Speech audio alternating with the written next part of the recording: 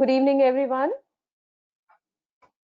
So today we are meeting for the advancement in aphasia rehabilitation, contemporary clinical challenges.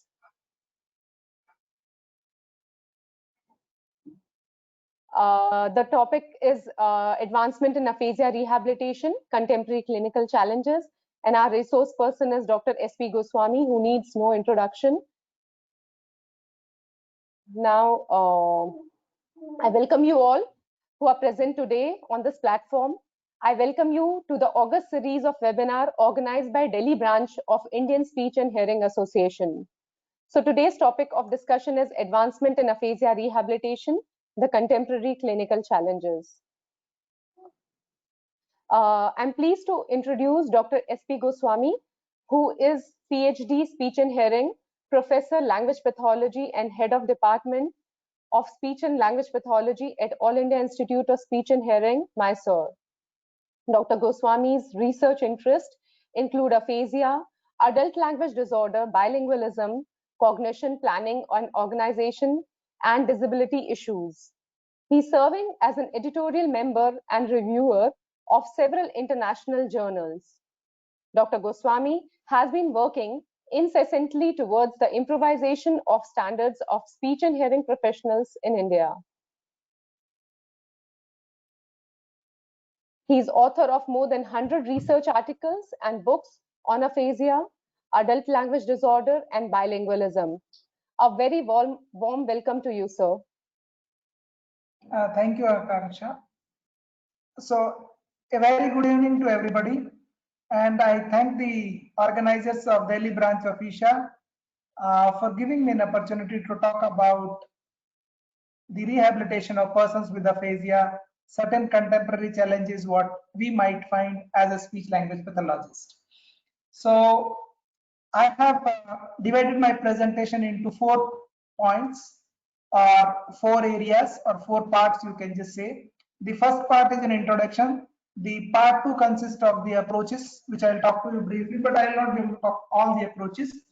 Then I will stress on telepractices, that is the third part, and the last is nothing but it is our challenges. So these are the 4 parts, and I will try to link each part with each other.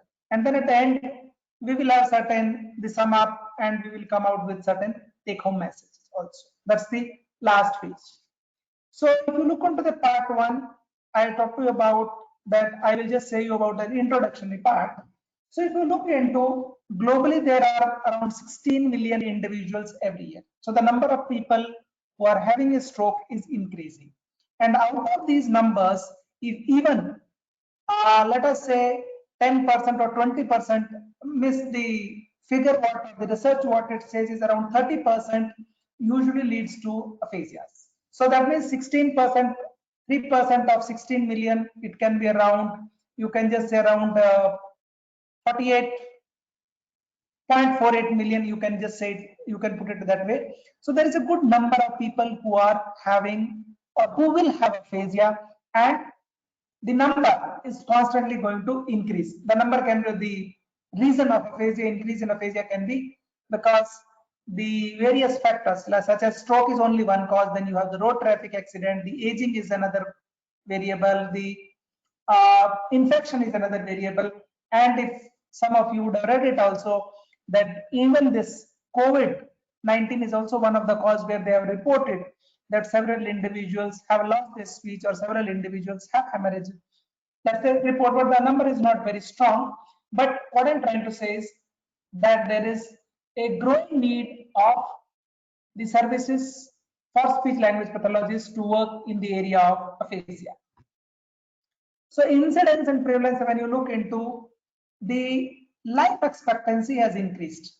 Okay, the life expectancy has increased thanks to the better medical facilities, because earlier if the person is having a stroke, the survival rate was low because of either the distance or because of the advancement in science or the accessibility and affordability of the person, as well as the accessibility and affordability of the patients to reach to the professionals also. But what has happened, as the life expectancy increases, as there is a better advancement in the field, the incidence of having disability and disability due to aphasia is also rising. That means the number is going to increase.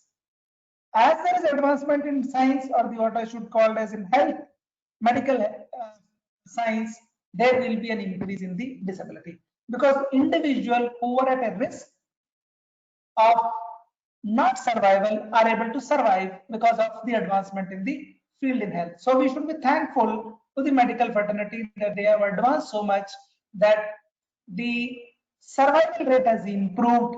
However, disability rate has increased. So these are directly proportional to each other. After stroke, one can have what? Once a person is having a stroke, the first thing is what you can look into the survival, whether he can survive or not. Once the person survives, then what comes is your physical activities, physical fitness, communication, emotional, vocational. These could be contributed further to activity limitation and increased disability. That means once a person survives, and there is a possibility that after the stroke, a person can have a communication issues, the physical issues, the vocational issues, the emotional issues, which in turn compromises his activity and participation in the society, which is nothing but a perspective with reference to the disability. Okay, so these are the several issues which can occur. So our role is to make sure that whatever the life or whatever the survival what the person has after the stroke, how best way we can improve their quality of life, their life satisfaction index, for them to be an independent, productive member of this society. So what happens to aphasia? That's almost all of you studied, or all of you would have studied. It is an acquired conditions. So which can occur due to X, Y, Z number of causes. Causes are not in issues.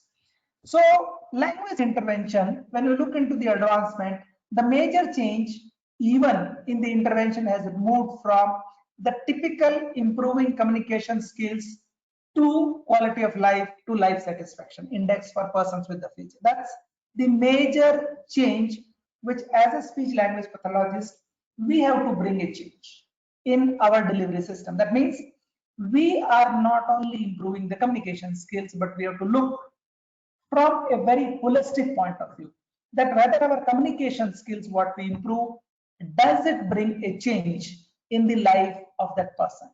Does it help him to get connected back to the work? Does it help him get connected back to the society? Does it help them to be the same productive member? So that is what we look into the quality of life. So communication is the one which can bring a lot of difference in terms of quality. Ladies and gentlemen, just let us think for 1 minute.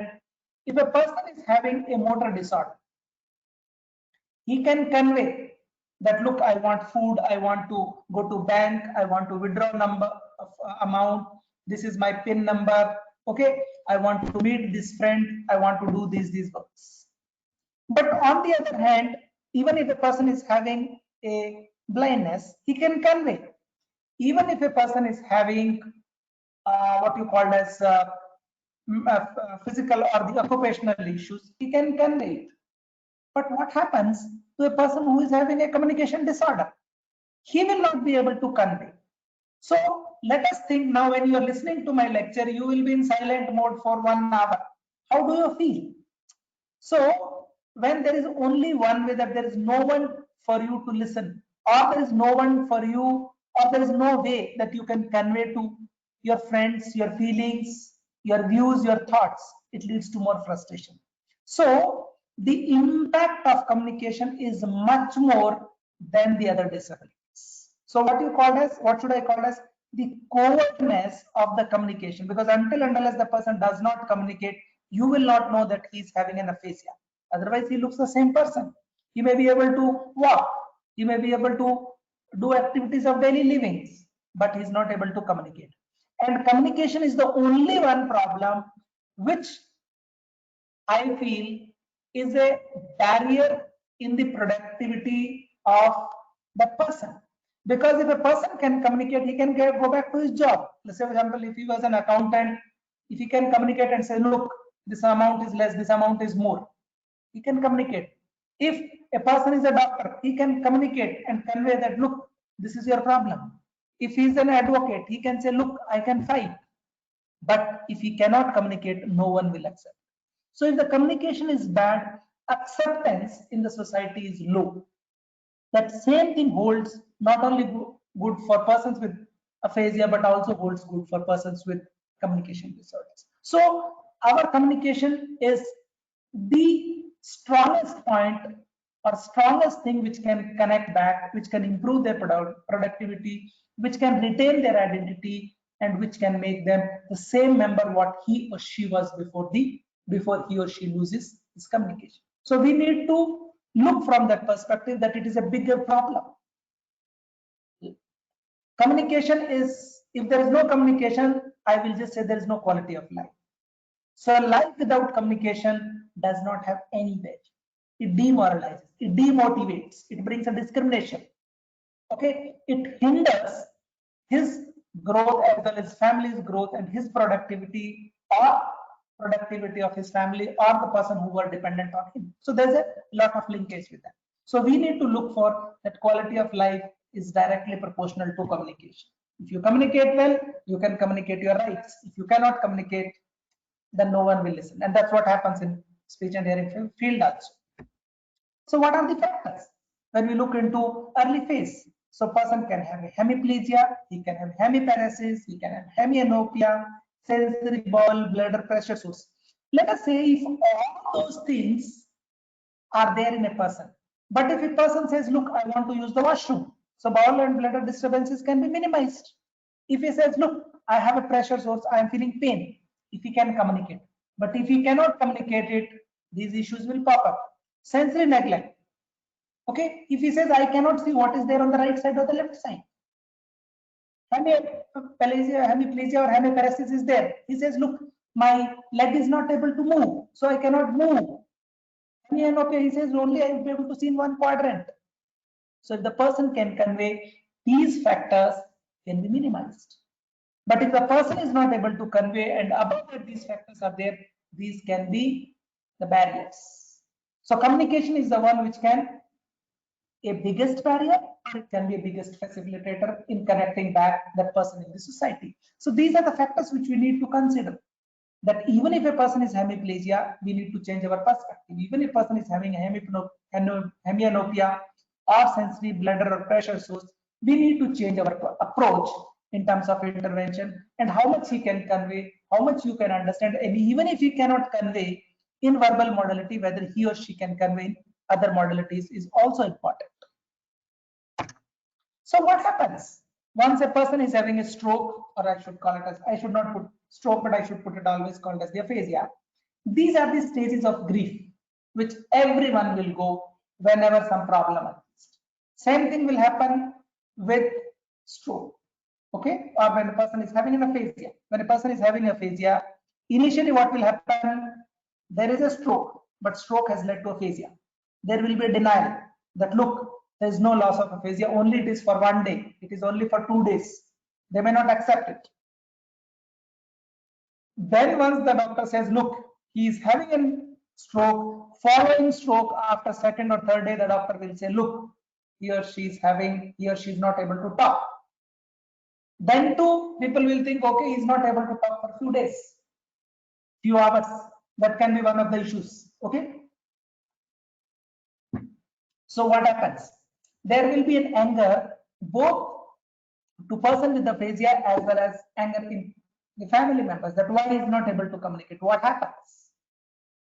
Then comes bargaining. Oh, he is not able to talk at sometimes, but he is able to say food, acha, bura. And once they know it that he is only going to speak at this level, there will be a depression both in the mind of the person with aphasia and in the minds of the caregivers. That look, he was able to talk, he was able to do everything, but he is not able to talk. And then comes the acceptance. So this is a long process.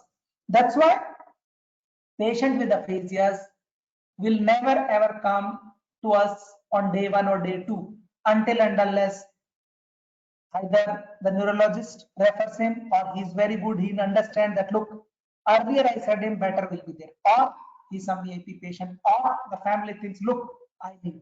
So why they take more time? Because acceptance takes time. Then only they will start looking that, look, I need to look for a speech pathologist. They don't look for the day one. No. Day one is only survival. Then they seek the help. Help is physical well-being, mental well-being, activity and participation. That's the phase what every person with a stroke or any condition, whatever happens. It's the same thing happens even when we fail also. Like, for example, someone is not getting an admission in MSc audiology or speech language pathology. So what will happen? He will deny that, no, I have got it. Like, you keep on telling. Then they'll say anger that, look, if I would have corrected one more, throw the things. Then bargaining that it's okay, I have not got this year, I will try next year. Then when you think, oh, next year, 1 year, then the person goes into depression. Then there's no use of going into depression, let me start working. So he accepts it. So these are phases which each one of us goes. So same thing happen in person with aphasias as well as their family members. We need to understand that why a person from day one is not approaching us.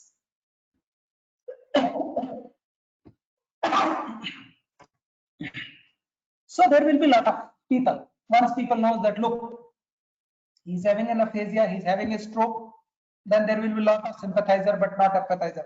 They will say, look, मेरी मौसी के भी ऐसा हुआ था, मेरे मामा के भी ऐसा हुआ था, वो सही हो गया है. Right? A lot of people will come or go to that Swamiji rather than going to Goswami, go to someone else. Right? You will find out those things. A lot of people will be preaching. Preachers will be there. Okay? Or they will reason out the cause for the stroke. So what will happen? They will underestimate that, look, don't worry. My son, my sister's brother-in-law, some brother had and he recovered. God knows, because there is never a homogeneous recovery. So someone will say, in India that is there, usko bhi hua tha, right? Emotionally insensitivity. What will happen? These preachers, either they will underdetermine or overdetermine. Okay, so what will happen? They will underestimate that, look, don't worry, बोलना ही तो नहीं है, बोलना सीख लेगा. ठीक है? So there will be those preachers, or they will say, you pray this, you go there, all those things will be. So what will happen is, there will be certain moral boosters and moral busters. So basically we need to understand that we need to have more of empathizers who are practical in knowledge. They can just say, look, this is a condition where the services of speech language pathologists are required. If you provide early intervention, there are chances that the prognosis can be good. Okay, he can improve, but how much he will improve, what level is going to improve, one cannot say. But if you don't try in the early stages, the chances of recovery can be slow, or we don't know how much it can take place. And once we say that this improvement in his communication skill in turn will improve his activity and the participation. So what happens to the impact of aphasia? We all know there can be impact on communication, there can be impact on cognition, motor, sensory, psychological. You name it, the person is having a problem. Okay, just because he's not able to talk. So because of the aphasia, there can be several issues, and these can be the consequence of aphasia. So social impact, what can happen? Social impact can be social stigmas. People will say, oh, he's a stroke person. Social stigma can be there. Marital issues. If a young person is there, no one will marry him. Or if he's married, there can be chances of divorce. Breakdown in relationships. Wife will run away, husband will run away, whatever it can happen. Or there can be a cordial issues. Vocational issues. Loss of job. And there can be a dear to dearer. But initially everyone used to listen, but now no one listens. Initially he was a very dear one, but now suddenly he has become a costly person. The acceptance has been very, very low. Okay. So what happens is, there are both several issues. Okay. There are several impacts which can lead to social impact on persons with aphasia, which in turn leads to lack of his productivity and lack of his identity in the society. So this was part one. So part one, what we did, we talked about the incidence and prevalence and the need for SLPs. That means there is a growing need. We looked for some stages for grief, ranging from non-acceptance to the acceptance. We also looked into impact of aphasia on person with aphasia and their family members. Now this part one, we will try to connect that how do we minimize the impact, how do we minimize the stages of grief, and how do we make use of this need, the incidents that where speech language pathologist can work.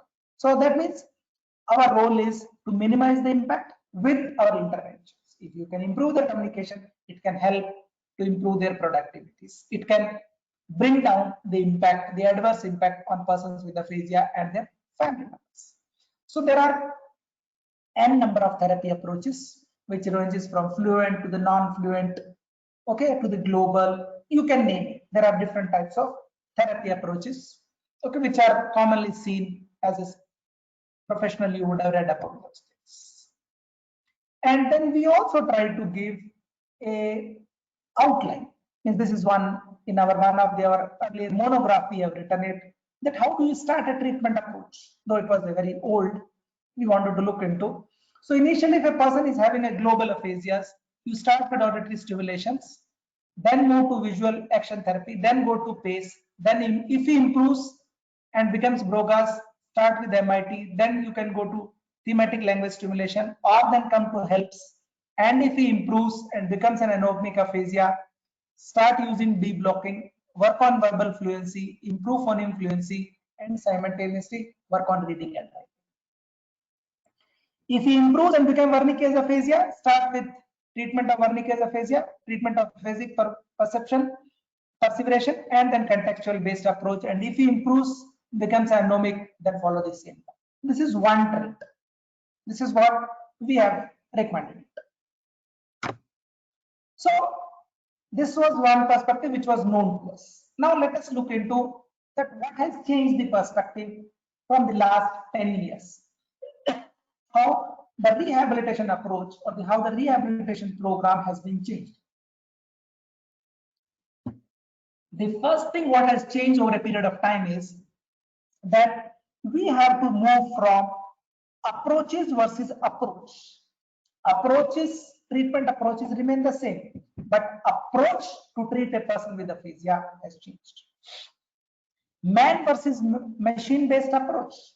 Initially, we only used to have face-to-face treatment, but now we are also talking about a technology based approach. Communication versus connecting back to the work. That is another one approach which has changed. Communication should be of such level that it connects back into work. Disability to dignity based. Person with aphasia can have a disability, but we need to maintain their dignity at the highest level. And then another one challenge which we have is in terms of the various challenges, as a challenge to the professionals, as a challenge in terms of our delivery services, challenges with reference to our ethics. So there are certain challenges which will come.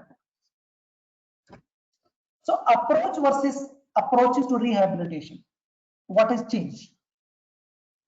Approaches to treatment remains the same, including their philosophy and rationale and candidacy. All talk about that we should improve their communication. Some are exclusively for fluent aphasia, some are exclusively for non-fluent. Some talks about how do we deliver it. Approach has changed. Approach from just improving the communication to quality of life to life satisfaction has changed. That is one advancement which we need to understand. And another one approach which is there is ICF model, and this LPA and ICF are interrelated. So too many approaches, there are two mainly approach what we call as LPA and ICF are the one which are the biggest change, or I should call as the biggest movers and shakers in the advancement of speech language or in the advancement of aphasia. So what is the life participation approach talks about? What it believes. That means when we deliver it, what should be our focus? So they say life is larger than aphasia. One thing we should understand. That means what life he or she is living, it is much more than the condition. That means person is bigger than as a patient. Okay. That's what it means. We need to focus on the person. We need to focus that he is no more a patient, or patient, what he is saying, it is only to that person.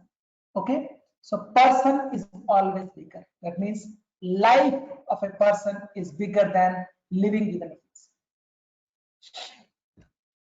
So what it says, it acknowledges that aphasia is a chronic disorder with long-term consequence beyond the acute disruption of communication.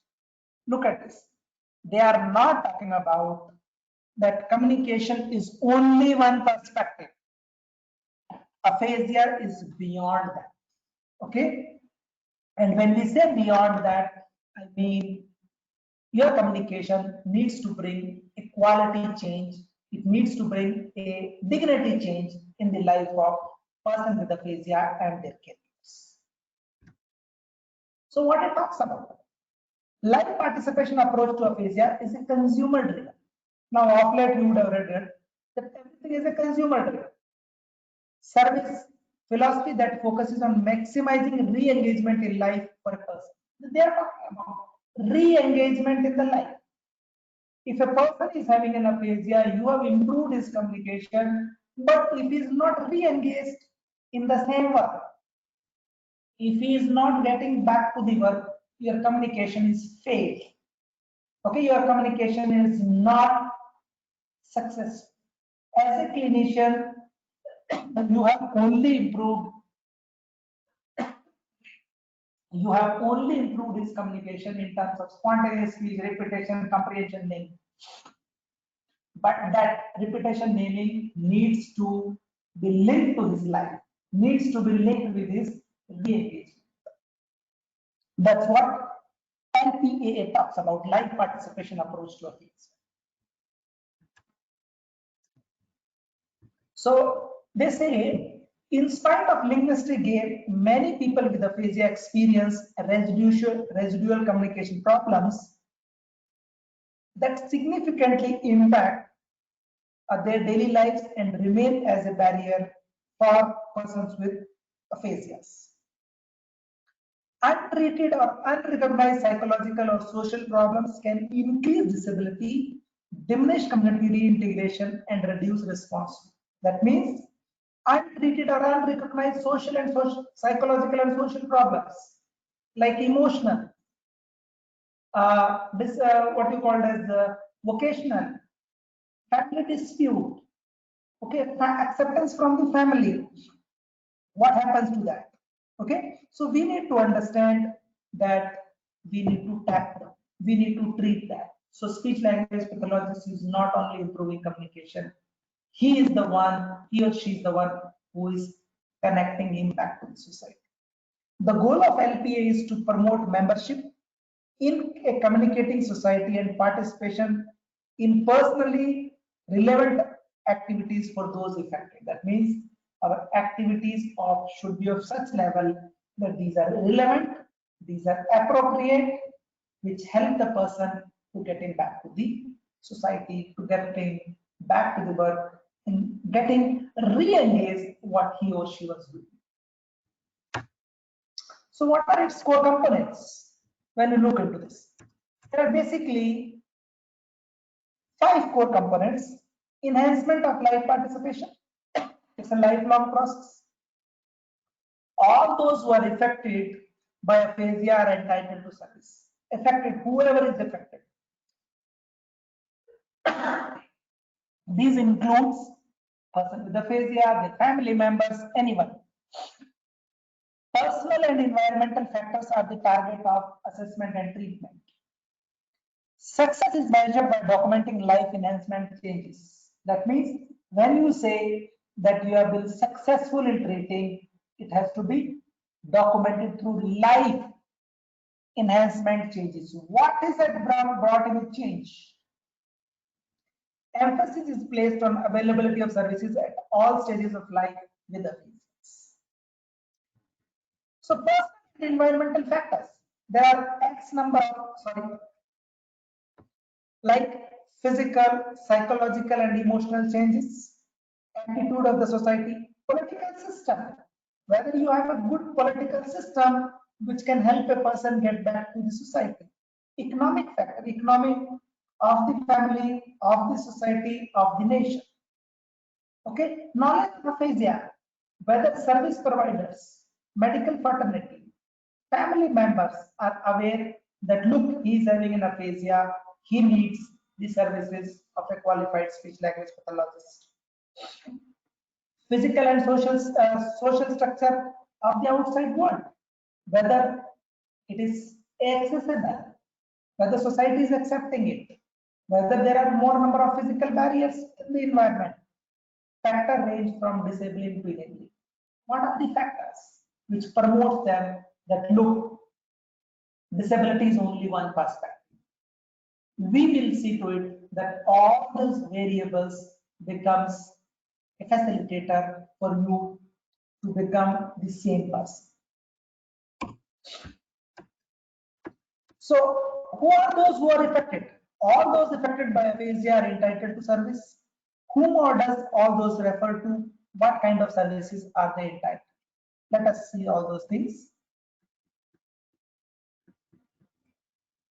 So all those refers to person with aphasia, they should avail services. Family members, if they need some kind of guidance, counseling, concessions, privileges. Colleagues, in their workplace, they should be sensitized that look, how do I handle him, what he says, what are his rights, what are his entitlements.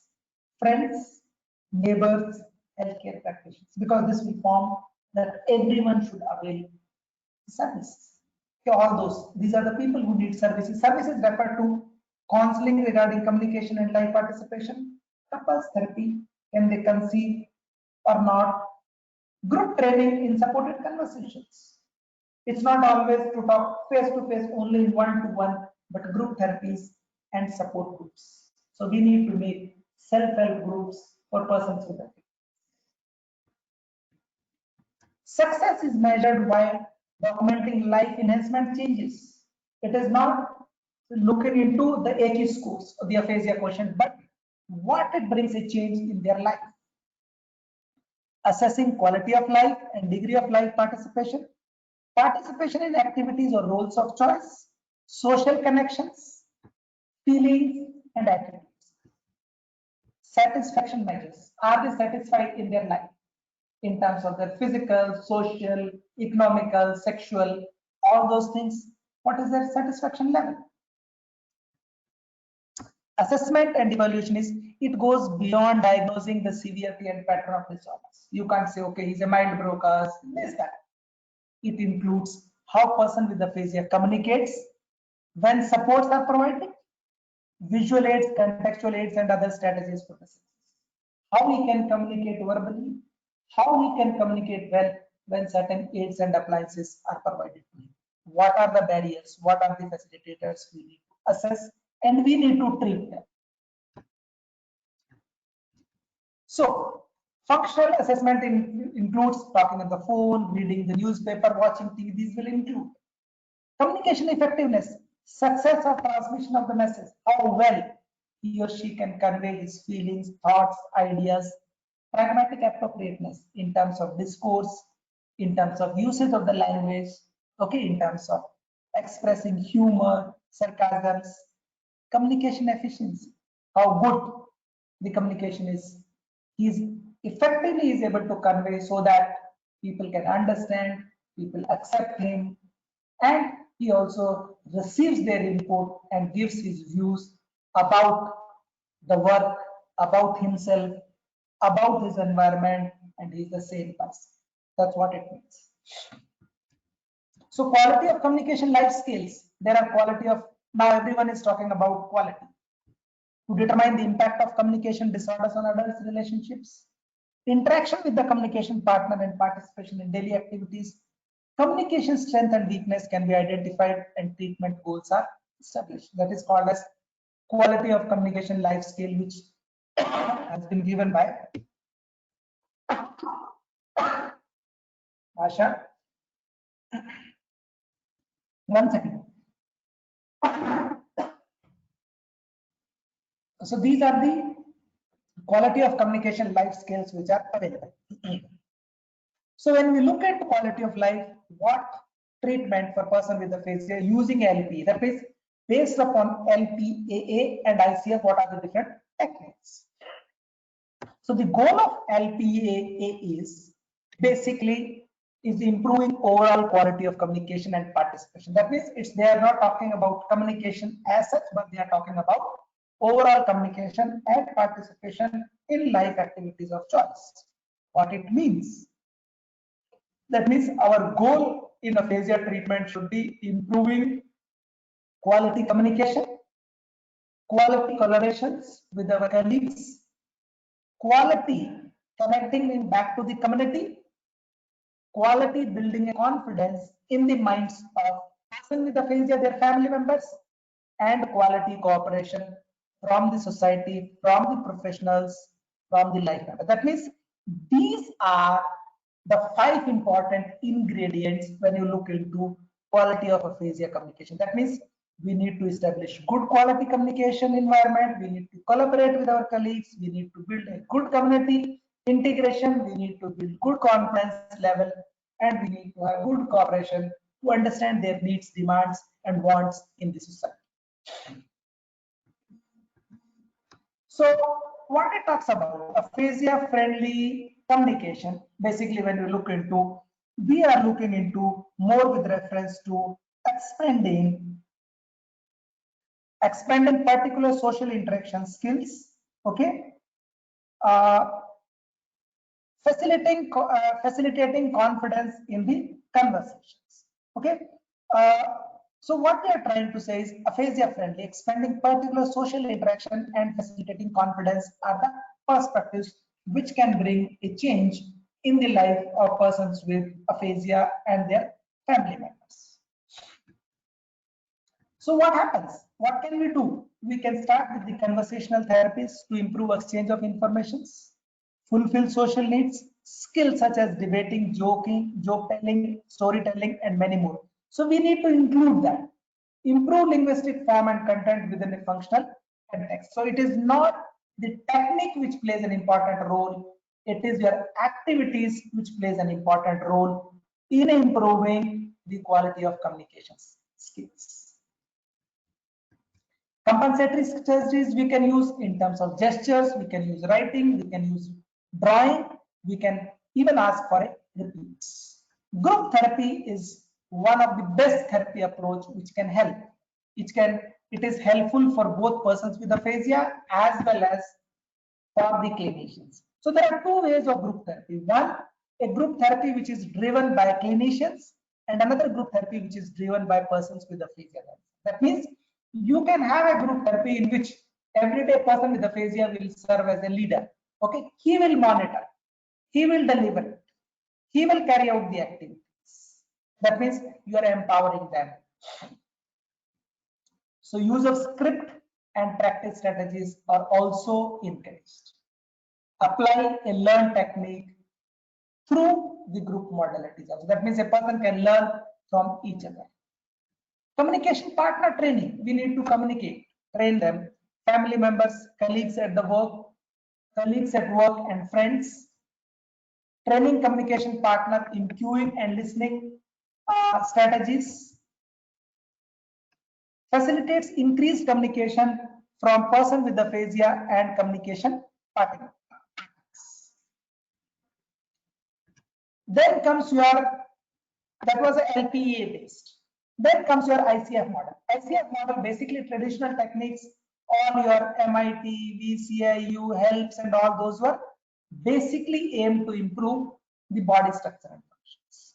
But social intervention approach like LPA and all, what they talk about is that you work on the activity, participation, improvise or see to it that contextual factors such as environmental and personal factors are enhanced, which in turn will have impact on the body structure. That means whatever damage has occurred in the brain cannot be reverted back. However, you can bring a change in the body structure and function by having activity of such level that it enhances its participation.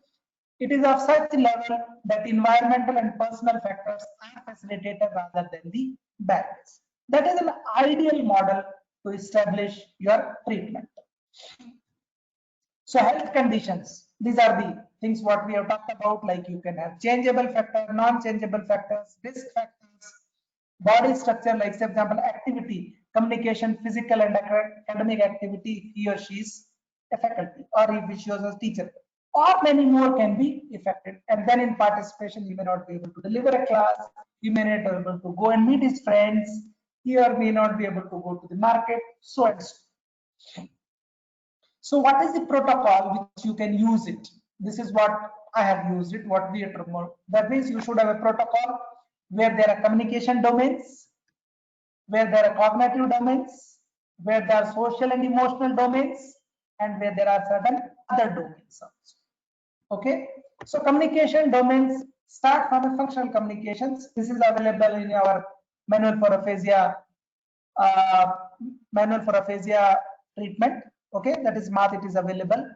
So responding to his own name, recognition of family members, familiar objects, comprehension of commands, verbs, functional verbal language, ADL and AOL. So these are the activities which we need to include. Activities of daily living activities. Okay, repetition, start with the equivocal response, move to automatic speech, egocentric, environmental, and the phrases and sentence levels. We need to have these levels. Communication, you can work on comprehension and expression, use semantic level, gross phoneme level, fine phonemic level, as well as the word level. So you tap these activities. You can have syntactic level here, PNG markers, tenses, yes, no questions, identification of objects described by function, sentence type. You can have discourse and advanced level like comprehension, picture description, narration, and spotting. That means you need to include a holistic perspective. Naming, confrontation naming start, lexical generative naming, and responsive naming techniques you can do. Reading and writing, functional reading and writing, advanced reading and arrangement. That means we need to take everything, and this is available in our manual also. Now next comes in terms of cognition also. In cognition, you can work on attention, such as your visual attention, auditory attention, tactile attention, visual and auditory discrimination. You take those activities. Memory, start from the episodic memories. You can remember when you got married, when you got the first job. Working memory, what you conveyed. Semantic memory, you can look into, like when you call it as lexical generative naming task. All those will include your semantic memory. You can work on organizations like sentence formulations, disambiguations, predicting outcomes, comparing and contrasting, as well as WH questions. Categorizations and organize like categorizing abilities like sort out all the animals, fruits, and then tell them to which category they belong. Analogies and sequencing activities. Social domains, like you can start with familial demands, like interest and motivation from the family, marital problems. We need to understand that. Conversational, communication strategies used. What type of strategies? Whether he or she need an AAC device, willingness to interact, vocational, type and nature of the job, how much of language is required, or if he required, whether his job needs to be changed, motoric, dependency of the job. So you need to understand that even we need to tap the social and emotional domains, because this is what requires for them to connect back to the society. Other domains, physical status, economic status, and the medical condition, we need to understand that. How good is his mobility? How good is his economic status? Whether he needs any assistance, whether any facilities are available for them, medical condition, whether the condition is deteriorating, improving, or whether he needs any other medical attention. To sum up, LPA and ICF talk about shift from traditional approaches, that is what we called as drill-based approach, need to view aphasia as a continuum of services, that is from communication to connecting back to the training SLP to provide long-term support. That means our person with aphasia, we need to have a long-term communication, connection, coordination with that. That means you don't only see for 1 month, 2 months, 3 months, but it is, I will say, it's a lifelong process. You see your person with aphasias. The approaches. Now let us look into the approaches where LPA and ICF philosophies are being followed. I will talk to you very briefly. I have talked to you about manual. These are the activities which were included. I have not talked in detail. One always I talk about is the PCA based approach. Another which I talked about the semantic feature approach, word network strengthening approach. These are the traditional approach. And then I'll talk to you about the element. So PCA is nothing but it is a word finding, because most of the persons fail to, they will have good communication, but naming is bad, which is quite notorious and which is very, what you call as cognitively taxing, socially taxing, and even connecting. That's what they find it. Word finding treatment, which helps person with aphasia learn to analyze the sound in words, it is based upon the same principles of semantic feature analysis also. So saying the word they want is a challenge for many people with aphasia. For some, the underlying problem is with the meaning of the word in the semantic network of the brain. So with finding the right sound to say a word aloud, either because the sound and phonological system are impaired. So PCA is a word finding treatment which helps person with aphasia can learn to analyze the sounds in the word. Like this is how the PCA works. When you have a target word in the center, okay, you will give a cue like first sound associate, final sound. If he is not able to, you can go for rise, and then you can talk about the number of syllables. Let us see in PCA what we can do. PCA, place the picture on an object in the center of graphic. That's what it was there. That is, you place the picture here. Then step 2, person with aphasia tries to name the item in a picture regardless of accuracy. Ask questions with questions, writing, and all those things. These are 4 things. Let me give an example. Like let us say there is a word called as cake. Okay, this is an example. So cake, you can just say it starts with the first sound like k. Okay, first sound associate cake and ka, that it is associate. Final sound again you say it is k. Synonym, rhymes, it can be with reference to the rhymes. Rhyming word can be like lake. How many syllables are there? It has got only 1 syllable. So these are the cues which we have provided. Similarly, you can just say, for example, for. Okay, for, it starts with the first phoneme is like p. For. Okay, for the synonym is, say, for example, you can just say phone, trade, or you can just say follow. Okay, similar to that, if it starts with the for. End sign, you can just say no. Rhyme can be here, it is phone, you can say co. Okay, or you can say phone, rather than phone, you can say phone, cone, whatever you can say, and how many syllables can be there. So you just count it. That's how it works. Okay, similarly, you can have a book. You can just say it starts with book. Okay, like book, it is there, it is can be with reference to, you can just say it is like your book. Another one word you can just say like bo, ball, or not ball, you can't say it. It can, you can just say ball. Okay, it is a final sound. It is book, here it is there, you can just say look. Okay, or how many syllables are there. So any word you can take it, but you can take certain words. Semantic feature analysis, it is basically, it is nothing but beating around the bush. Okay, so semantic feature analysis involves the use of semantic cues to describe the target. Okay, so basically so basically it is basically revolving around the beating around the bush. Okay, so what you do is you can generate different phonemes features. Say for example, you have a target picture, so you can just ask to which group it belongs, what it is being used, what are its actions, can you describe the properties, can you tell me where it is located, and you provide the associations. Let me give you an example. Target word is a knife. So what you do is you can always tell to which group it belongs, or you can just say it is what it is. It is a basically it is a tool. Okay. What it is used for? You use it for cutting it. You can just say it is a tool. You use it for cutting. What is its action? It is basically used for slicing. Okay. Properties. What are its properties? It is a sharp. It is thin. Okay. Kitchen, where it is being located, it is found in the kitchen. Okay. It is associated with the vegetables.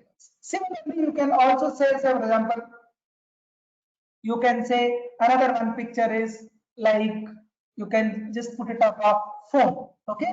So you can just say it's a to which group? It is a what you call as electronic gadget, electronic gadget. It is used to make phone calls, action. Okay, it connects people. What are its properties? It can be slim, it can be what is single, multiple, whatever you call. Where it is located? It is located. Location is every individual in this world is having this associations. You can associate with phone with what? You can associate phone with social network, connections, anything you can say, whatever you think. Say, for example, you can always say, you like to eat this, you eat this only on Sundays, you love this when your auntie cooks, what it can be. So anything it can be. Okay. Like you use this word in the court often. Okay. What did you do when he was found guilty? This means to declare to be guilty of a criminal offense by the verdict of judge in the court of law. Okay. So you called as judgment. So these are assets. Then comes your work network strengthening treatment. VNest is a relatively new treatment approach, which came into the existence in last 10 years, but now it is being widely used, and the reason is all those earlier approaches, okay, were basically noun based, but this is only a technique which is based upon verbs. So what it talks about? It works on two things, agent as well as the patient. So theories of event of memory. So agent is one who performs the action and another is receiver. So you have the performer as well as the receiver. So verbs and their thematic roles are neurally activated. So what they are saying is verbs are the one and their thematic roles are highly neurally activated. Okay, in the brain. Okay, so what you do with using this technique, basically what you are trying to do is you are increasing the availability of the words. So how do you increase this? Basically, when you use verb, a verb will provide more activity at the neural levels, hence the accessibility of more of stimuli will be available. So what it does is it gives you the diverse scenarios which can be trained with one verb. Like with one verb, you can generate several spreading activation of untrained neural networks, which in turn will facilitate your generalizations. I'll give you, looks like this. These are also can be used using the what you call as the technology based also software. So first go in VNest is semantic engagement and lexical retrieval. Let us say I have given example some 100 times this only. Like the word is measure. So you have an agent and you have one we call as the patient. Okay. So who does what is the task? Like measure. Who measures what? So you can ask the semantic engagement and judgment retrieval. So measure is the target. So you ask who measures what. He has to match it. So carpenter measures wood, right? Chef measures sugar. Tailor measures clothes. Okay. These are the four things. Once he knows this, he has matched this, you can add one more. Like speech language pathologist or the audiologist measures threshold of hearing. Okay. So at least one personal response to activate the verb's multidimensional meaning. Now again ask him consolidate. Second level is consolidate. Read each sentence aloud.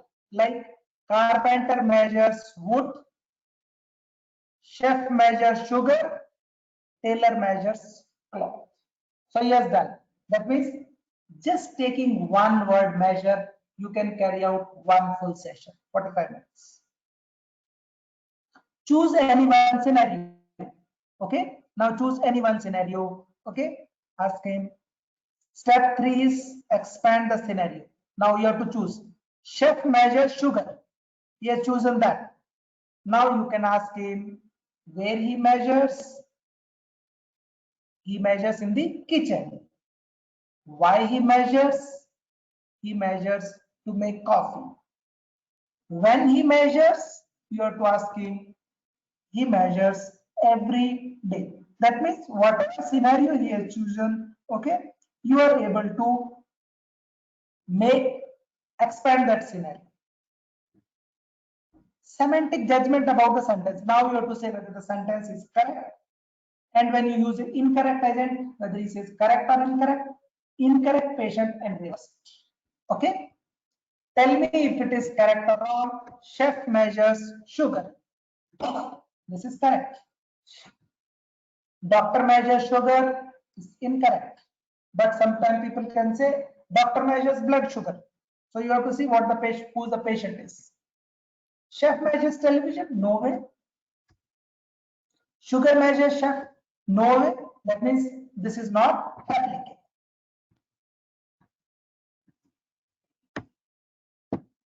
Then you ask him, can you recollect what action we have been working on? So we were working on measure. Okay. So carpenter measures. So carpenter measures wood, chef measures sugar, and tailor measures wood. So you have shown in the last. Now, what does the carpenter measures? You had asked me. What does the chef measures? What does the tailor measures? So he has to tell. To sum up, there are different approaches. LPA and ICF based models are the best models. PCA, SFA, and VNest have got certain basis with LPA and ICF. From part 2, which are face-to-face, let us move to use to the technology. So can we use this treatment-based approach into a face-to-face approach we have used? Can we use into a telepractice? So part 3 talks about the telepractice. So telepractice, it has been well accepted, well received, both at a national level as well as an international level. So it can be used to deliver services, it can be used to assess a patient, it can be used for intervention, and it can be used for consultation. That means during this pandemic situation, you can make use of telepractice, or even when you find a person cannot reach to you, you have a right to make use of telepractice. It is an accepted form of services, and it is used. It has been explicitly stated by ASHA. Though in India you may not have. So telepractice myth. What is that myth? First myth, I think almost all of us thinks, is that machine will replace a man. Please remember that machine has not made a man, but man has made a machine. So never ever in your life, even from the remotest part of the brain, think that it will replace. If there are more number of apps, if there are more number of what we call as digitization, it will never replace. Clinician, man can never be replaced. That means an SLP can never ever be replaced by machines, whatever good the machine can. It may be difficult in elderly people. Face to face is better than tele rehabilitation. That is one of the myths, but that is not so. The services which are provided face to face are in par with tele-rehabilitation. People with elderly population, people who are illiterate, people who have not used technology can make use of tele-rehabilitation services. That means that is a myth. So we need to move beyond the walls of communication, that is beyond the walls of communication, trying to improve communication in the four walls of the clinician's chamber. So technology practice, basically you can use synchronous, asynchronous, or hybrid. That means you can use a synchronous approach, okay, what you call as a real time, or you can use something like asynchronous like your Facebook, or you can use a face-to-face combined with synchronous, face-to-face combined with asynchronous approach. That is possible. So synchronous technology basically enables the practitioner and person with the face interact in the real time, like your phone call, okay, video call. Like what we are doing is synchronous techniques, virtual reality systems, specialized remote services in terms of audiology or speech language pathology. In India, basically teleservices through video conferences to the various hospitals and services through the ICT to the various doorsteps of person with aphasia is being provided by several professionals, and it is a quite welcome move. The literature has clearly supported the independent use of computer to supplement motor therapy. That means when you use a computer-based approach, when you use a technology, it improves the performance of the specific task. That means machine is a facilitator, machine is not a barrier, machine is not a replacement of man. So what we can do is basically, if you want to start, you just need a good monitor, you need a good camera, you need a good microphone, and you need a good internet connectivity. Nothing else you do it. So you are something called as, people called as palace on wheel. So speech language pathologist can be connecting everywhere. Okay. So what are the advantages? Basically, when you look into, you always say that there are disadvantages and disadvantages. Basically, when you look into the geographical barrier, like someone is in Delhi, or someone speaks Hindi and he's in Tamil Nadu, or someone is from Tamil Nadu in Delhi, geographical barriers can be minimized. Wherever you are there, whichever language you are talking about, you can communicate. Physical condition, safety of the person, mobility of the patient can be minimized. Safety in terms of patient moving from home to the clinic, okay, transferring, as well as the cost, okay. Lack of services, that's what we say, but there are no lack of services. Some people say lack of services when you say there may not be too many people who are working in the area of face. High cost, when face-to-face is there, like transportation itself can be additional cost, okay. Person has to move, someone else has to come, so the cost can be there, and these barriers can be minimized through the telepractice. So you can deliver it, you have a right and you should deliver. If sometimes people have been using telepractice using smartphones, those smartphones can be used, but I have my own reservations. Smartphone can be used to deliver services through apps, okay, where they can carry out the activities. That means asynchronous based, but not for delivering the service. They can carry out the activities. I am against with that, because you cannot share your screen, you cannot share your activities. Asynchronous you can do. Say for example, someone can say you use constant therapy app, you use XYZ therapy app, you carry out the activities and you tell me. So app can be used only to carry out the activities at home, but not to deliver services by qualified professionals. So we have developed an app, what we call as the constant therapy app. It is done in Hindi. We have provided all the details, and it is supposed to be good because we have done it, so we should say it. So it has got comprehension, expression, naming, you name it, activities. I just wanted to show you this slide that we have tested on different patients. So there are different tasks we have completed. There are tasks which they have completed ranges from 7 to 20. Literacy level, there were persons who were literate and illiterate, accompanied by caregiver. When the caregiver was sitting, how well their services were there or how well their activities they did it. When it was guided by the researcher, what happens? When a person knows how to use smartphone, what is the impact, and whether intervention was taken earlier or not. So these were the variables which we tried to analyze. And what we recorded, that when the therapy was guided, okay, by the clinician, the performance was much better. That means it is not the machine which make a difference, it is the man.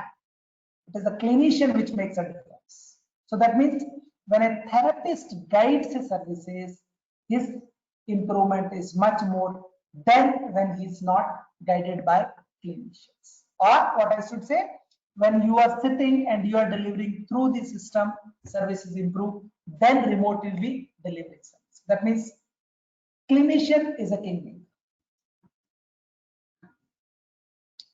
Young adults, adults and older adults. So when we did this, we found that there was a good compliance, okay, for young adults and older adults, okay, but the compliance was good even for young and older adults, but it was poor for adults. That means individuals who were in the age range of around 40 to 60, the compliance was poor. That means the improvement what we see in younger and older people was much more than in the so-called the sandwich individuals, people like me who are in this 40s, neither you are young nor you are old. Those are the people in which the improvement was not good. I'll come back to you why their improvement was less. Intervention taken. If the person has taken an intervention and he uses an app, the compliance is very good. Then a person who has not taken an intervention. That means if someone is availing services and using it, prognosis or improvement will be much more.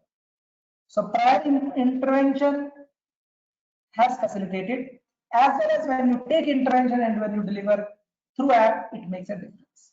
That means machine is again a facilitator.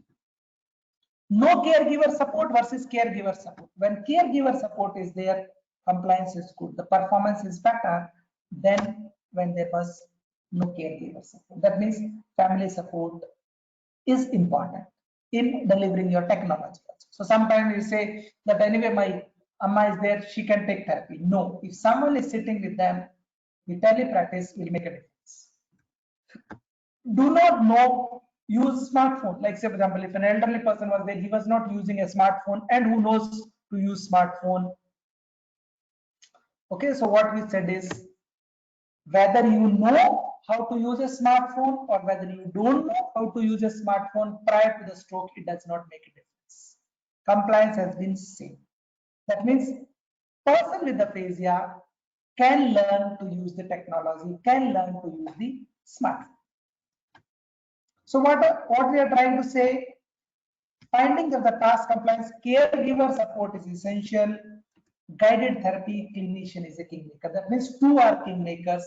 When you deliver a services which is guided by clinician, and when a person is having a good family support, improvement is better. However, literacy, knowledge of smartphone are not the barriers. I said that improvement was better in elderly individual and young individuals.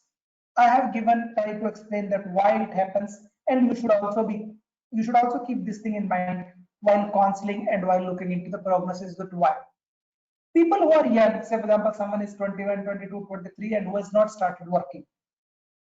Okay, I call them, they are the young. Older people who are 60 plus, who have done everything in their life, now they have got a stroke, they will be doing better. But people like me who will be young, their prognosis is poor. Why I'm trying to say is that this can be explained using the Maslow's model. Maslow models, what we look into is the physiological, safety, love, belonging, esteem, and self-actualization. Let us say a person who is young, 21, 22, 24, he has not started working. So he has been dependent on his parents. He is getting, his physiological needs are what? His physiological needs are basically in terms of roti, kapda, and makan, right? So he is getting food from parents, he has got a bike, he has got a friend, he has got a mobile. But now he thinks that, look, I have a lot of life to move from this to self-actualization. Okay, so I should work hard, I should strive hard. That means the motivation level is much more in these individuals, right? So what he does is that, look, I have a little bit of money, but a person who is young, like 40, 42 and all who has started working, he thinks he is safe. Now, like, for example, if I'm working, I am safe. I have family and I have also social status. That means I have reached to this level. My economic condition is such that I can take care of my kids. I have my emotional needs. I have my kids, my family, and socially no. That means I am at this level. What will happen? I have to reach up to self-actualization. So what will happen is at this level, I will always try to move forward. And I think that I only have one more barrier. But I am a sandwich, neither I can go down nor I can go up. Because he thinks he has got more responsibilities. He thinks he has to do a lot more in his life. But he is not able to do that. That's why his motivation level comes down. But elderly people who are 60 plus and all, they have kids, they have grandkids, their kids are settled, they have done everything in their life. Now they think like, look, whatever my life is, it is a bonus for me. So they will have more motivation level to do it.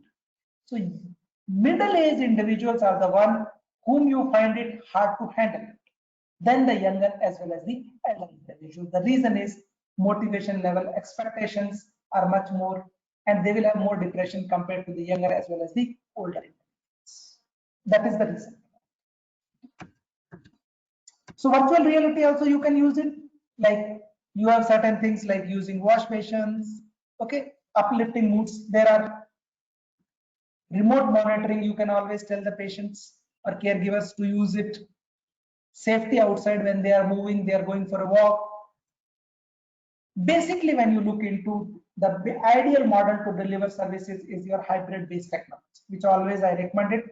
It incorporates in-person, synchronous, and arrays. That means initially few days you give therapy face to face, you assess him whether he can do it well, then move him into hybrid, then move him to tele-based.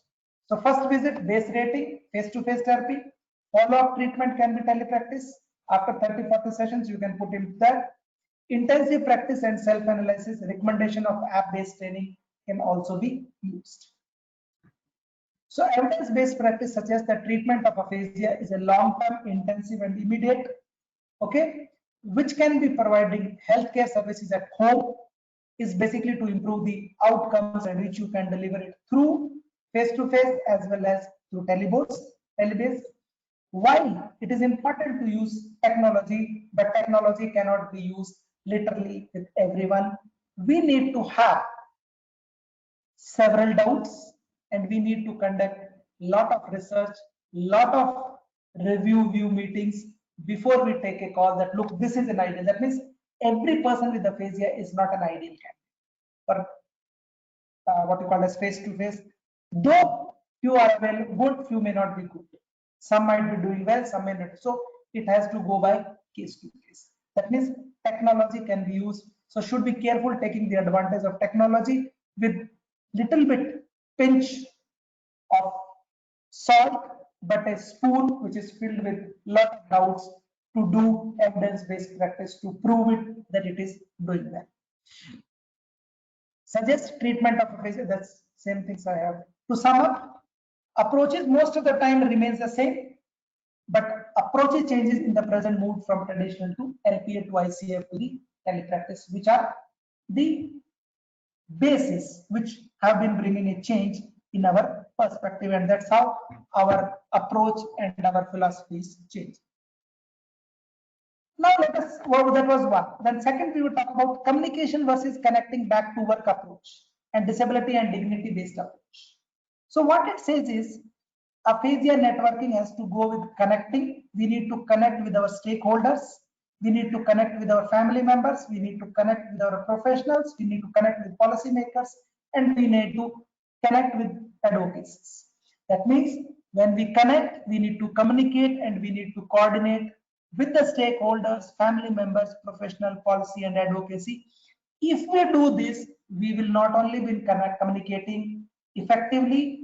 That means our communication will not only will be effective in connecting, coordinating with stakeholders, family, professional, policy, and advocacy, but it will also bring the dignity to the persons with aphasia, dignity to the family members with aphasia, to connect them back to the world.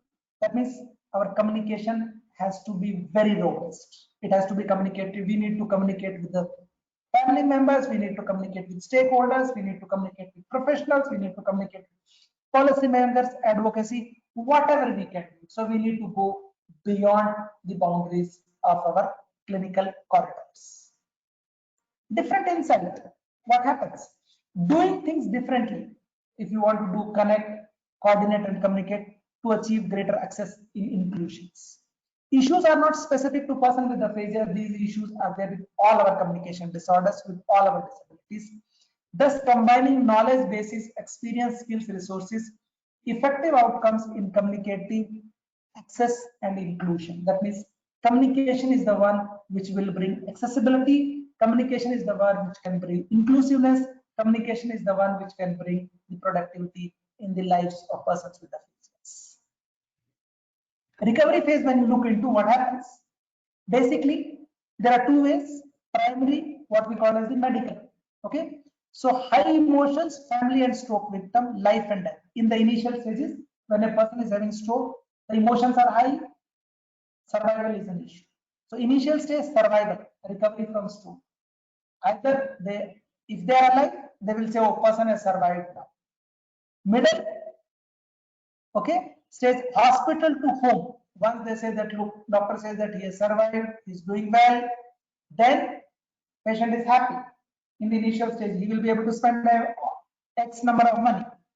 Now middle stages, once he survived, he opened his eyes, okay, hospital to home, medical stable, life out of danger. Now emotions of family and patient have taken a backseat. Now he survived, family is happy that, look, oh, he survived, so we are happy with that, because doctors have done a wonderful job and he has recovered. That is one perspective. Secondary is your non-medical. Now the worry starts, because for the survival they would have spent a lot of money, finances, okay, on medical. Cost in the primary stage somehow is being managed. They would have begged, borrowed, whatever they would have done, other services, whatever. What happens now? Speech language therapy, OTPT, these requires long term. Okay, initially they would have spent 5 lakhs, 6 lakhs and all, but now they require a regular finances to run the family and also to pay for the services to other professionals. That is a risk now. So order of recovery, what will happen is over disability first, like survival. Then comes over disability, like your what the person will say in person with stroke, mobility, because he's not able to walk. So first walking will improve, hand lifting. So they will say, the family people will say, once life is there, then you'll say, okay, agar ye thoda chal leta, that's what they will say. Okay, then they will say, if he can talk little, first walk, then talk, then he says, okay, he's able to walk also, he's able to talk, we will be happy if he can go to the washroom. That is little independence. Okay, he can tell he wants food, he can change his dress, activities of daily living. Then he says, look, now he's able to talk, he's able to walk, talk and do activities. Now we think that he should go back to his work. That is a vocation. From vocation now, once he start going now, acceptance, psychosocial, whether boss has accepted it, friends has accepted it, colleagues has accepted it. If that accepted comes, then comes personal, that look, now I have been accepted, I am able to walk, talk, independent, vocation, psychosocial is balanced, now my personal life. And then he says, now I am doing well. Now people know me not because I have a stroke or I have aphasia, but people know me with my name, with my work, my name. That's how the recovery is. So we need to understand this vicious cycle. So barriers and facilitators, what it can be. So we need to do what we call the SWOT analysis of every patient. We need to do it. That is, we need to look what are their strengths, what are their weakness, what are their opportunities, what are their threats in the environment and contextual. That is the SWOT. Or you can just see what are the barriers and in terms of political, social, economical, or the technology. We need to understand that. We need to fine tune. Typically, professional treatment or recovery rates comparison is initially life. That's what I want to sum up. Physical, communication, and the emotional. That's how the trend is there. That's why the communication is comes at the third level, not at the second or the first level. But it is very important. Communication, if it is there, it can cut down your emotions. It can bring a quality of life. It can bring a quality of physical life. If he says, I cannot move, there will be a wheelchair. If he says, I need support, physical can also be improved. So with the communication, everything can be improved. So we say live physical communication, emotionals, all can be with reference to a good discourse level, provided our environment, our conversation partners are of such level that it brings a change in their activity and participation. So we have done certain work. I just wanted to look into the stories of aphasia, what we have done it, and we wanted to say it. What we found was what issues are there. Compromise to study support, family support. Physical disability is a hindrance. Diminished social life, individual with aphasias. Poor to stable functional independence is there in person with aphasias. Personality changes are very poor. Shock and devastating effects are there on the family members. Choice to get back to work is an individualist. Few people think they should go back, few people they think no. Reduction in social identities, people don't come, they have lost. Communication restricted to your functional needs. These are the issues which they have said it. Shifting of responsibilities, like added responsibility on the wife or the son, limited knowledge about the medical aspect of one's disability. That means when they had aphasia, people did not communicate, the medical people did not communicate well that look, you need to avail these XY services, and they were not aware about the services of SLPs. Emotional changes and bonds, either they increase or they decrease. Some have hope, some caregiving training, social stigmas does exist in persons with aphasia, their family members. So recovery is not just from a condition when you treat, but connecting, communicating, coordinating, and commuting back to work is what, as a speech language pathologist, we need to work to improve their quality of life. To sum up part 3, we have different approaches. We looked for the telepractice, communications versus connecting, disability versus dignity, and delivering services leads to the challenges. Now I will come back to the part 4, which is the final version of this. Okay, when we deliver, what happens? So challenges in rehabilitation of person with aphasia, the part 4. I have tried to again go to the ICF based model, and I say the challenges are basically classified into 2 categories. One we call as the nature based, and another is what I call as the nurture based. Nature versus are nothing but these are the biological factors. Nurture are what I call them the environmental, contextual, and personal factors. So you can take the basis from this. Okay, nature are the biological. Site of lesion, extent of lesion, cause, age, comorbidities. Okay, we don't understand that what happens, why one person behaves, improves, why another person does not improve. The extent of lesion may be less, but the impact is more. So there has been a variable. We deliver services, but we are not getting the outcomes. In persons, one person might have been global, but is resolved to anomie. One person is broken, but still he remains broken. We are not able to do. We gave him 50 sessions, he improves, does not improve. So there's no correlation between the site of lesion, the extent of lesion, the cause. Hemorrhagic do better than PAs. Okay, age, younger are doing better than the geriatrics. Geriatrics are doing better than the younger. There are changes. So we have issues with that. That is the biggest challenge to predict, okay, to counsel, to convince the patient that look, you are younger, you will do well. It is very hard for us to convince. It is very hard to us to say that look, this is the cause, he should recover. It is very hard. One may do well, one may not. So that is a big challenge. So when we convince them, when we counsel them, when we assess them, we have to keep in mind that look, we will provide services. However, we don't know how much change will be there, but we will make every sincere effort to bring a change. These are the way which we have to put it, rather than saying, look, his lesion is small, he will improve well. No, that is not right. That is the biggest challenge as a clinician for us. Nurture, environmental and contextual factor, we don't know. What is the motivation level of the family? What is the motivation level of the patient? The socio-economic factor, whether he can afford it, whether he has got accessibility of services, whether he has got accessibility of services and professionals, and whether there is affordable. We don't know about his family dynamics. We don't know about how good is the physical barrier, how good is his emotional status, how good is his what you call as family dynamics. So there are issues. So these are the biggest challenges. Sometimes you find one patient improves, another doesn't improve.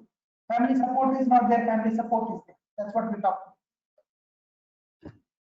Other challenges. What are other challenges? Networking. Uniform code protocol guidelines, our leaderships, our functions, our feedback mechanisms, acceptance versus expectations. All are NERD principle, ethics and economy are some of the other challenges. Now let me talk about networking. We have a problem with networking with professionals, building relations. How do we build our network with medical fraternity? How well we need to build our network with other healthcare professionals? How do we build our network among ourselves? We need not only need to build the networking, not only build the relationship with other professionals, but we need to maintain them. Sometimes we may not be able to maintain. We need to acknowledge them. We need to accept their views. We need to nurture and retain in a longer run for the betterment of our services as well as for the betterment of services for person with aphasias, and we need to acknowledge them. Like we need to acknowledge if a person has sent a patient to us, we need to acknowledge that thank you very much, so and so person is doing well. This is my report.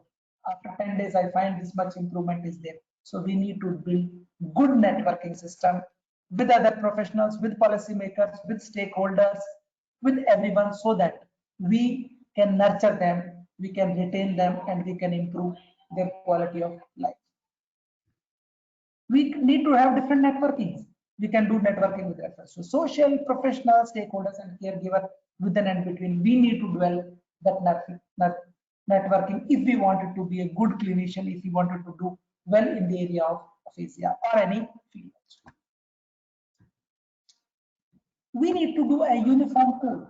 Like whoever are there in Disha, they all say that our bedside evaluation protocol will consist of this, whether it is seen by X clinician or seen by Y clinician in X hospital or Y, it will be uniform. Our labels will be same. Our treatment approach will be same. Our rehabilitation issues will be same. Counseling protocols will be same. We all say in the same language so that the patient does not do window shop. This is what we need to follow. This is a challenge for us because one says something else, the other says something else.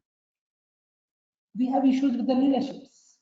Okay, we need to have a good leadership when we talk about that. We need to have leaders who can deliver it ourselves, who are our role models. Like X clinician is doing well, he's a leader for that. Why he's good? Maybe he has got good professional networking, he's conveying better, okay? He's maintaining, he's nurturing, he has maintained the data properly, he's used a uniform clinical tools and tests, and he has developed good concept papers when I say that he has shown in his reporting that look, my patient has improved. Like when you celebrate certain days, you put it into a newspaper, you put it into your media and say, look, we are doing well, our services. That means we have to market our services. We have to market our services for the betterment of the profession, for the betterment of persons with communication disorders, for the betterment of person with aphasia, so that they get a confidence that look, these are the professionals who are working for us to communicate better and connecting better. We need to say that how many patients we have, get them back to work, how many patients have not been able to do it and why we are not able to do it. Let us raise our voice for them. That means our leaders, our leadership need to look into, let us take everyone in the along and let us fight for their rights, fight for their values, fight for their respect and dignity. We need to have functions. What we need to do as associations, we need to build some diagnostic labels, common labels. We need to do common uniform report writing and documentations, and we need to be aware about the various acts, rights, privileges for persons with aphasias, so that everyone can convey that this is your right and you can avail your concessions, you can avail your privileges, you can avail your certificate from this place for various issues. Feedback. We need to have a very good feedback mechanism with our stakeholders, with your patients, accept their criticisms. These criticisms will help you to become a better clinician. When you say that your services are not good, you should say what, where, when. That will help you to build a good clinician. Listen to them. Accept versus expect is another big challenge. Okay, why? Acceptance and expectations are there from our stakeholders. They expect that, okay, they accept that, look, an SLP is there, you should be able to make them to walk, make them to talk in 2 days. Medical fraternity says these are speech pathologists will improve. Their expectation that every patient should talk. Other allied health professionals and ASLPs also. So our ASLPs also expects that, look, I should be doing well. But expectations and acceptance, we need to build a balance. We need to be more realistic. So these are the issues. All are non-principals. We have a bigger problem with person with aphasia and their family members. I always put into initiation, retention, and termination for services of person with aphasias. Like either our person with aphasias, we will have issues in getting a person, okay, or coming to our services. Once they come, retention, they might come for 5 sessions, they may not come, or terminations. That means if once the patient who gets our confidence, they will never leave it, or they don't come. So once they come, when they are happy with our services, they will be there with us throughout. That means all our non-principal either getting them first few sessions, and then once they get our confidence, then they will never leave us. They remain with us. So we don't know when to terminate our services. So we need to be very, this is also one big challenge. That means initiation of our services has got issues, retention has got issues, and termination. All the issues are there. Ethics. Ethics is another one important thing, that when we treat persons with aphasics, we need to obtain consent from them. Consent for face-to-face services, consent for our assessment, consent for our telepractice. Consent usually we should obtain from 2 people. That is, person with aphasia, if he gives, is fine. If he is not giving, we should avail his services from his legal or the biological guardians. Usually nominal person aphasias, we say their comprehension level is good, so they usually give a consent. But if not, all our aphasic patients, we should obtain consent for them, because we should not lead to any ethical services. So where we should say that he or she will be provided 45 minutes of session, these are his charges, he will be avoided once in a week, twice in a week, whatever you can quote it. So we need to have a consent. Ethics. Ethics are principle of benevolence. That means we should deliver our services which are maximally benefit. We should use techniques, strategies, AACs which are of maximum benefit. We should see to it that either we don't abuse them intentionally. Abuse can be in terms of physical, sexual, material, or psychological. Material abuse, like charging over, okay, too much of charging without providing services, or someone else has used. So if he is being abused by a clinician or by abused by the society, a clinician need to balance it. Neglect, sometimes unintentionally it can be. You never wanted to do it, but it happened. Like, for example, family might have neglected them. They would not have provided them food. They would not have provided them what you call as the water or medicines. There can be psychological threatening. So never ever threaten a patient. That if you don't avail, you will not never be able to talk. That's it. Abuse can be there. So you should be able to say that if you avail our services, there are chances that you will improve in a better. Best ethical practices in terms of delivery of the services, we should deliver our quality services. We need to discuss with the caregivers as well the patient, and always document what we have discussed and we have documented. So we need delivery services can be face-to-face or it can be with the technology. But all persons with aphasia are not ideal candidates, but there are certain patients who are good for tele-based approach. My experience is the person whose comprehension scores are better, those are the ideal patients. And I always say that if you get a comprehension score from 80 to 100 out of 200, those are the good patients who will avail our services, and where the changes can be very clear.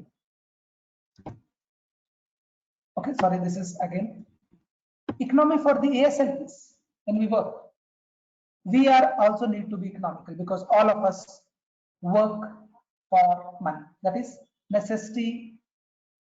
Money is the necessity. We for our survival, for our running our families, and we should charge for our services. There's nothing. Though there are no norms for our charges, okay, it is individualist. It is based upon your time, expertise, and services. However, I will always think that if your Disha can come out with the norms that our services range is minimum range is this much, which will charge. So what will happen? You have certain rates which you have fixed it that for our services, these are our changes, which we need to bring. But let me tell you, there cannot be a charge for our services, and we should charge whatever you think, that is up to you. Billing, we need to bill it, and if there is a billing system, we need to bill it, that we need to provide proper receipts. If we are in a good practice, we need to have our auditing, we need to have our income tax need to be filed properly so that no one can question that whatever we have earned through our hard-earned time and with our skills and with our zeal. Okay, we have not made anything. So we need to bill it, we need to charge it, and charging is must for our survival. And I always believe that freebies do not help. Once you provide our services, they should be charged because we are also no less to connect them, to communicate back to their society. So what do I think? Like I was telling about what is a long-term period. So this is my proposal I have put it, that initially you should always tell a patient that 2 months you need to attend a regular therapy. That means it comes to around 50 sessions. Then after 2 months, you can always put them into, for next 2 months, you send them that come for alternate sessions. And then in the 1 month, you can always tell them that they have to come for once in a month. Okay, so twice in a week. So alternate, then twice in a week. That means you should say that minimum you need 60 to 70 sessions to bring a change in. Then you can put weekly basis, then you can put fortnight basis, then you can put monthly basis. But let me tell you, you should always be in touch. Even that after 1 year, 2 years, you should always have a data and say that, look, I want to see you again for one session. Okay, one consultancy I would like to do. So that way you are building a relations, you are building a communication with them, you are connecting them and checking with them. So have a regular follow. Okay. Economy retention, you can also try to do work with reference to the individual and the group therapy review and feedback. Always try to do face-to-face, then you can always put them into group and get a feedback from both the individual as well as the group, which will help you to become a good clinician. Though this is a challenge, but accept that there are areas which we need to improvise. To sum up, what we have done is that we looked into the incidence and the importance of the SLP in the field of aphasia. We have different approaches, but LPA, the quality of life, and ICF models are the best one. We need to use machine, but machine is never a substitute for the man. We need to build the communication in such a way that it connects back, and disability is not the issue, but it is, we need to bring the dignity. There are ethics and economy. Ethics and economy need to balance for both, for the betterment of persons with aphasia, for the betterment of the professionals, and for the betterment of the profession. It is important that we retain highest level of ethics, but ethics brings with some sort of ethics which brings economy in the lives of clinician is also important. So these are my take-home messages. At the end, communication for person aphasias is our duty. We need to communicate. We need to improve their communication. Making them to communicate is our primary. We do have challenges. Challenges do exist, but convert these challenges into opportunities. Let us be a good clinician, not only a good clinician, but a great clinician who works for the betterment of persons with aphasia. So we don't treat aphasias, but we treat persons with aphasias.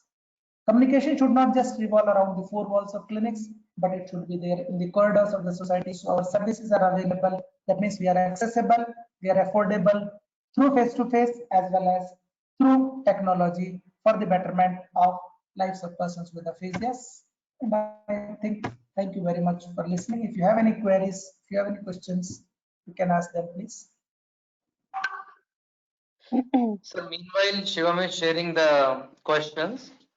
Can you please brief about the resources available from where we can avail them, and the different apps which you have discussed about? A little brief about them so that people can access the resources and use them. Okay, there are two types. One is this constant therapy app, which is you can just send a mail to constant therapy app. It is available in Hindi and it is available in Kannada. Okay, then there are certain free downloadable apps which but do not have much. Then our manual for adult aphasia therapy is available in Aish. You can send an email to the director Aish where you can avail it. So these are the major apps which are freely available in Indian languages. Means these are field tested apps. Okay. Thank you so much, sir, for such a wonderful, knowledgeful presentation, sir. Sir, I have a first question. Sir, is there any role of artificial intelligence in aphasia rehabilitation? Yes, there are, like, say for example, one of my student is working there. You are talking about machine learning, right? Yes, sir. Yes, yes. So for example, these apps are nothing but these are machine learning based approach. Okay, there is a role of machine in treatment of person with aphasia, but machine can never replace man. That is one thing. Another thing is, see, when you look into artificial intelligence and all those things, it can bring a change. But you should understand that every person with aphasia is different.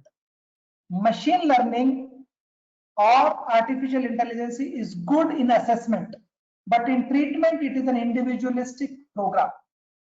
That is the problem with that. Maybe you can deliver stimulation, but you cannot deliver the needs, demands, and wants of the persons cannot be fulfilled. Up to certain level, you can deliver it. Like constant therapy approach, it can deliver it, but it will not replace you. It will not bring those changes. When you do it, it is also important. But in diagnosis, yes, we also done something called as artificial neural networking. Based upon the web score, a person can diagnose him. It is used. But impact still, there's a lot more to learn because it is not as easy as what we see artificial intelligence or machine learning. It takes time. We need to have a very good what you call as a database to prove that you have to use this technique. Okay, that is not feasible. Sometimes I feel that's not feasible. Otherwise, people would have done it. Though it is a research paper, it is a research way. It is there. Assessment you can do it, but definitely not clinical services at a higher level you cannot do it. That's my perception.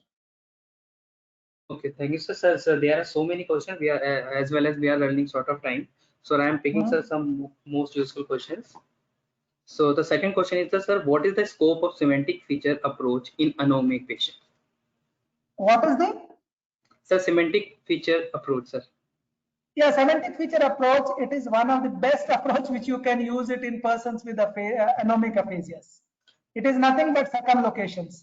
It basically what it does is it activates your neuronal activities in the brain. So you are providing cues. It's basically, you can put it into simple way that. Okay, sir. Like in current scenario, so sir, how to modify aphasia rehabilitation in present pandemic condition? Say you don't modify anything. You only modify your delivery system. So a delivery system can be modified only through telemode. So when you do through the telemode, you can always provide activity based.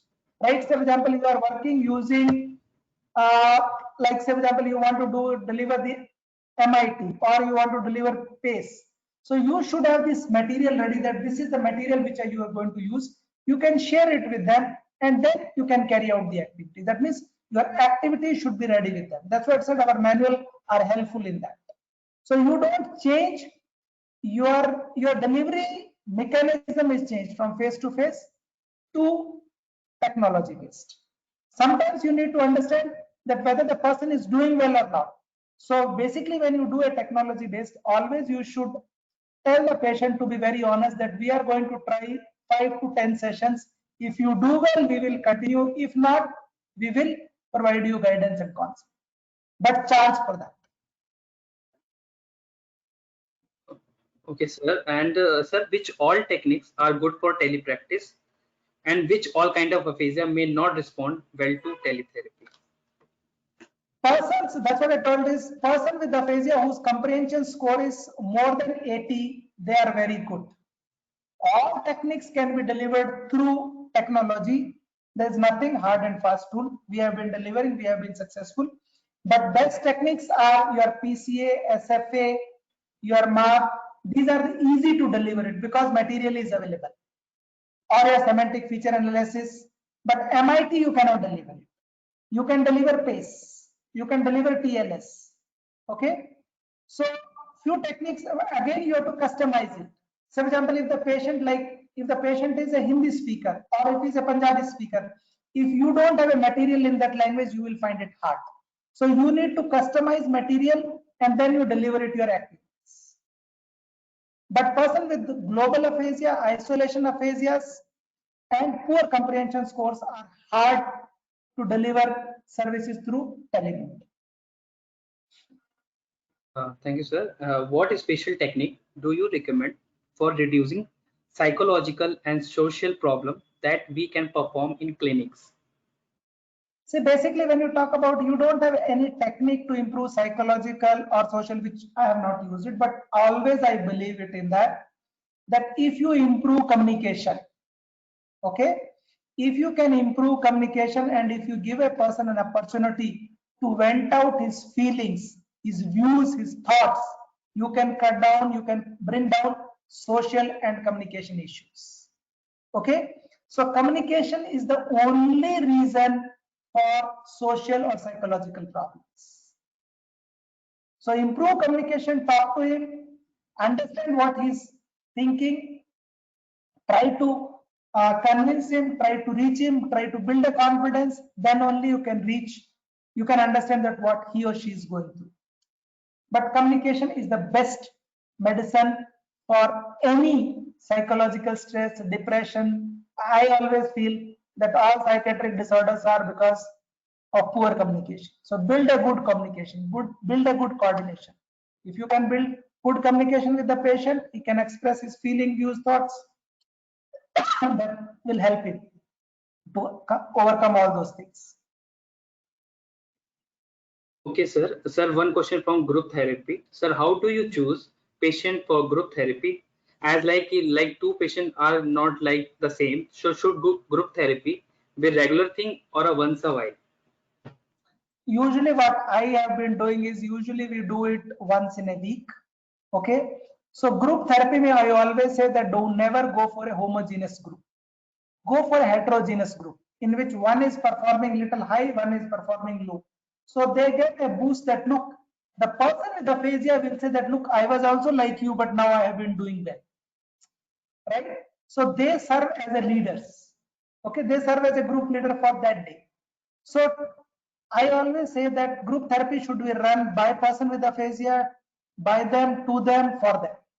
Clinician is only a facilitator.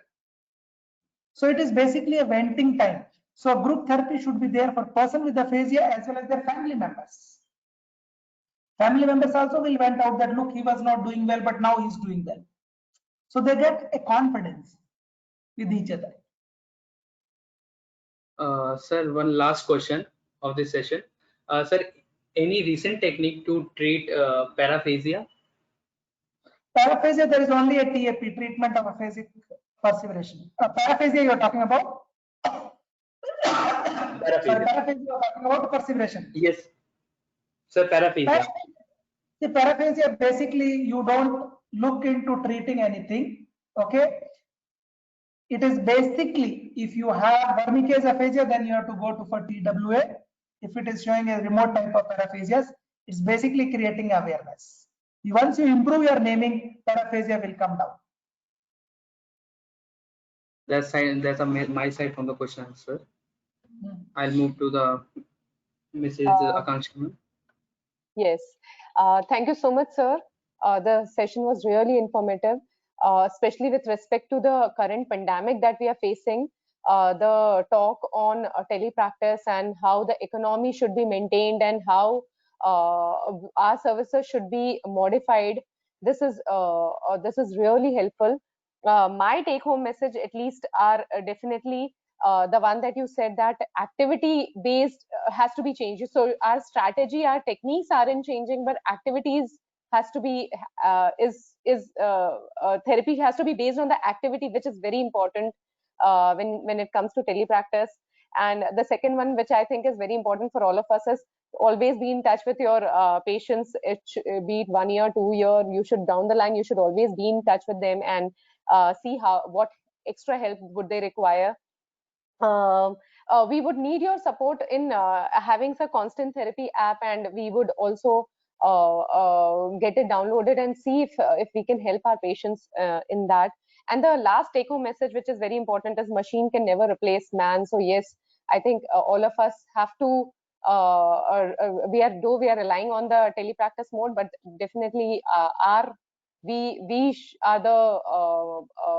we should be the king of it, and we should do it once the pandemic is over. So thank you so much, sir. So we as a team, thank you for augmenting our knowledge on the topic and helping us understand a good private practice for persons with aphasia. No number of words are enough to thank the gurus, and we can't really thank you enough, sir. But in whatever way we feel, we are actually grateful to you. I thank the Delhi branch of Isha, though it is youngest in its conception, but it has been meticulously taking up new steps for upgradation of knowledge for the fellow SLPs and audiologists around the country. I take opportunity to thank President Disha for his motivation and guidance towards the setting of Disha as an educational resource while being a professional association as well. It would be incomplete if I do not take a moment to thank all the founder members, secretary, EC members of Disha, whose incessant hard work has already started to pay off in terms of upliftment of the skills and knowledge of the ASLPs around the country. A deep, heartfelt gratitude to you all. You all are doing a fabulous job. I also feel privileged to thank the entire team of education and scientific research team of Disha for their constant endeavor towards promoting learning in the ASLP's community. I thank Ms. Amulya Rao, coordinator Isha, for helping us through the management of webinar. Shivam, thank you for the coordination. Last but not the least, I would like to thank all the participants for being respectful and collaborative in their ways. We are thankful to you for being patient with the technical glitches and little bit of delays here and there. With this, we come to end of today's session, and I really hope that today's session would have brought upon good amount of knowledge to all who participated. Thank you once again. Have a great evening. Thank you so much, sir. Thank you, Akanksha, and I want to thank all the organizers. Hope it was okay, and you guys it was learned something, or what I could contribute. It was meaningful. So thank you very much, and have a very good evening and night. Take care. Thank you so much, sir. Thank you. Have a nice day.